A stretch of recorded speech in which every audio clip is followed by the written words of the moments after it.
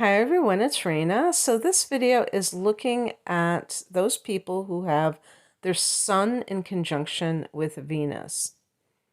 So this would make you an honorary Libra, or I guess you could say Taurus, because both of those signs are ruled by Venus. But because of what this conjunction creates, I tend to think of Libra overall. So a conjunction usually occurs when two planets are in the same sign. Two planets or points are in the same sign. Um, but it doesn't always work that way because you might have one planet that's in a late degree and the other one's in an early degree, and they still will form a conjunction. And, this is a conjunction is one of many angles. And an angle in astrology is the contact that two planets make to one another. Some of them are overtly challenging, some are very positive or easy manifestation types of aspects. But the conjunction can be neutral in the sense that there's not really that much of a gain or a loss. It's just kind of like maybe they balance each other out, the positives and the negatives. But sometimes there can be kind of a more positive tilt to it, as well as a more challenging tilt. In this particular case, I would say there is a net gain to have this type of conjunction because this will make a person, they will tend to be more attractive. They will tend to be charming. And this is all from that Venus influence.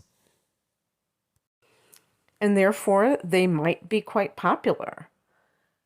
So the sun is the ultimate. If we didn't know anything else about a person astrologically, we would go for the sun, wouldn't we? I don't think anybody would ask for the moon sign as the one thing that they would want to know about another person. And this is because the sun contains, to me, like the information of what you came here to express as an individual in this particular lifetime. Remember, it's dependent to this lifetime because, of when you were born. So, the aspects the sun makes can be very important because they can give more information about how the person is expressing themselves.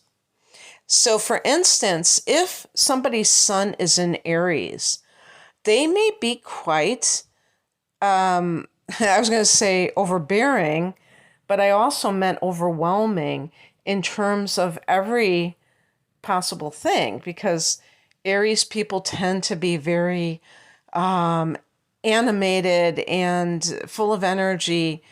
You could say aggressive, or if you want to say assertive, and they might be doing things constantly, like maybe they can't sit still. And then when you form that conjunction with Venus, it might temper that out a little bit. The person may be less aggressive. Because another thing that Aries people get accused of sometimes is being insensitive. It's kind of like the bull in the china closet that is very active, but also very rash. And so not really thinking before they do something and sometimes regretting it after the fact. This gives the person more of a graciousness, which it can help them in social situations.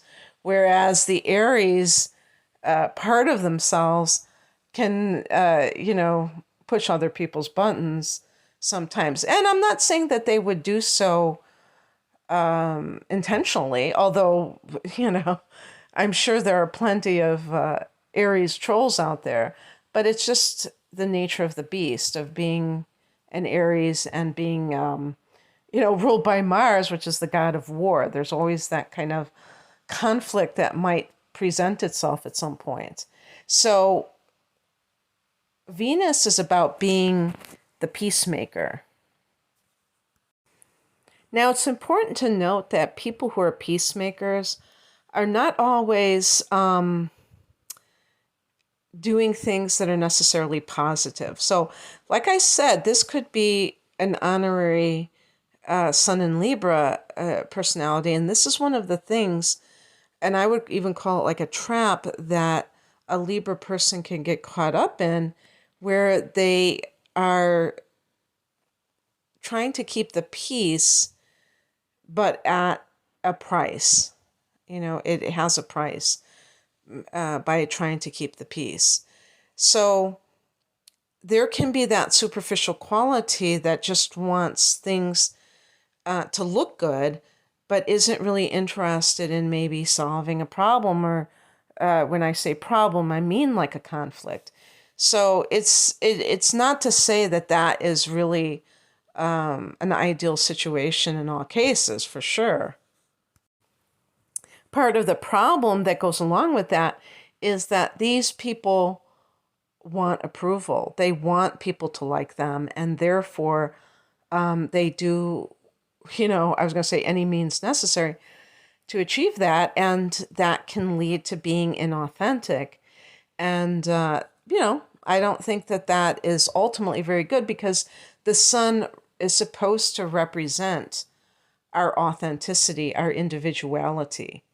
So if we go along to get along, we're really going against the whole purpose or function of our sun, the influence that it is supposed to exert over our lives.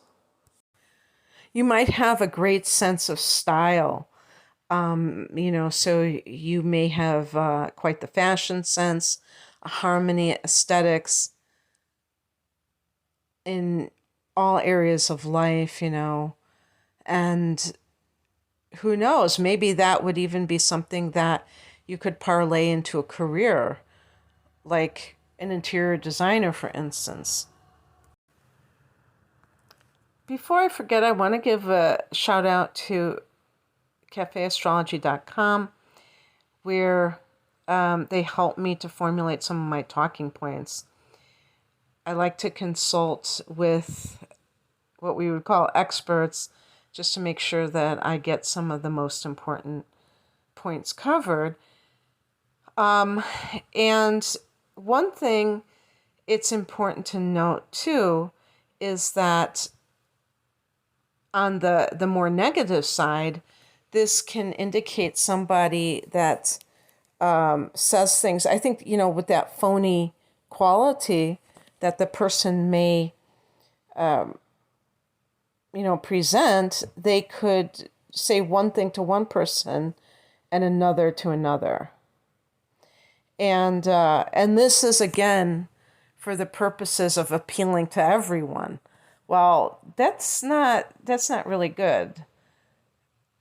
On this website, they call it being two-faced.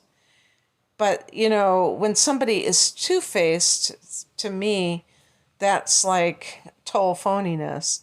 And also, it's a form of dishonesty. Because, obviously they're saying things that they really don't believe. Why are they doing it?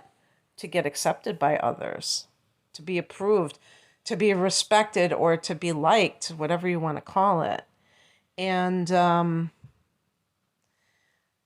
when other people, if other people catch on to that, I can imagine that they're not going to trust such people. And even if that person pays them a compliment, they may think that it's typical for that person, just so they can curry favor with that individual.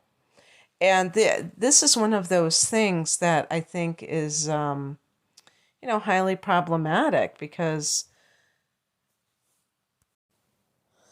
it's fine to make a great impression, but your character, your core self, is much more important than the surface.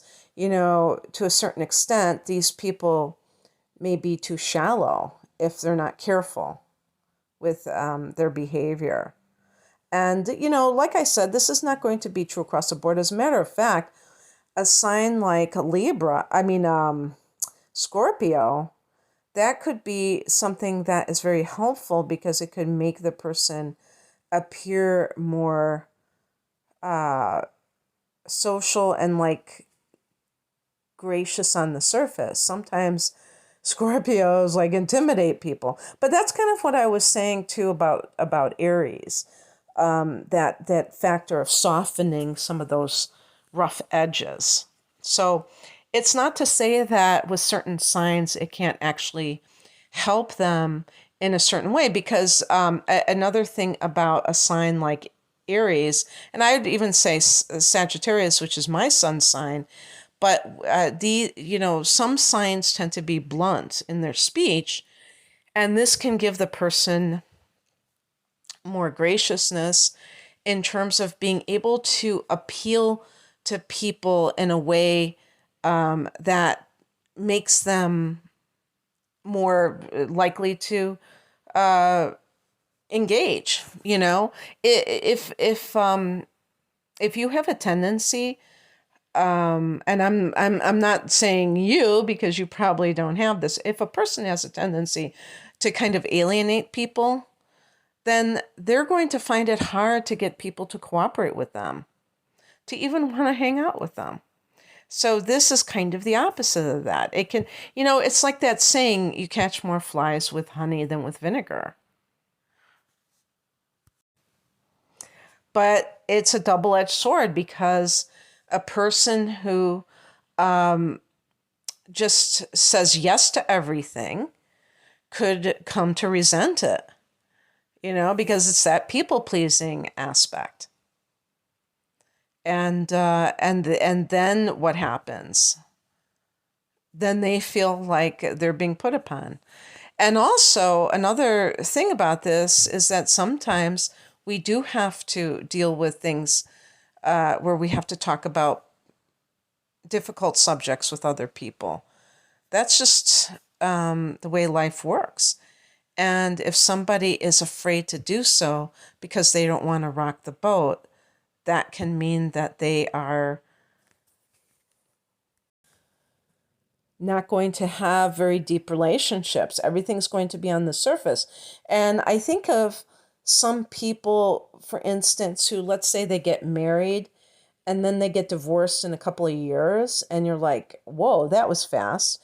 I think in a lot of those cases, they really never delved deeply in, before they got hitched, into their own issues, or their issues as a couple, and they could only survive on the surface so long before the relationship took a nosedive. So it's so important to be able to deal with things that are not so pleasant, even if the other person or the other people have a problem with it, and they kind of, react in a negative way. You still have to be able to have those difficult discussions. You can be very romantic. That's another thing about this. And, I was going to say, if your sun is in Libra, forget about it. Or Leo. These are two signs I really think of as totally gaga about love. But Aries, there's that impulsivity that can occur, especially with Aries. So that immediacy. But one thing that they mentioned on the site is that it's not about pursuing somebody in an aggressive way. I just mentioned the sign Aries, and some people who have their sun in Aries also have their Venus in Aries. Or maybe if you're a Taurus and you have Venus in Aries, you have to realize that that could kind of impact things as well, in terms of how you interact with a potential partner or a current partner. Because the Venus being a feminine influence is going to be magnetic, which means that it attracts things, people, places, and things to it, rather than is that masculine energy going after something. So I don't know if this would be like playing hard to get or something like that, but definitely you might be romantic. That might be a given in life, that you are romantic, as well as artistic and, having good taste and harmony and colors and other things that go into that, and loving the finer things in life. That's probably true for most of you as well. Okay, I hope that you enjoyed this.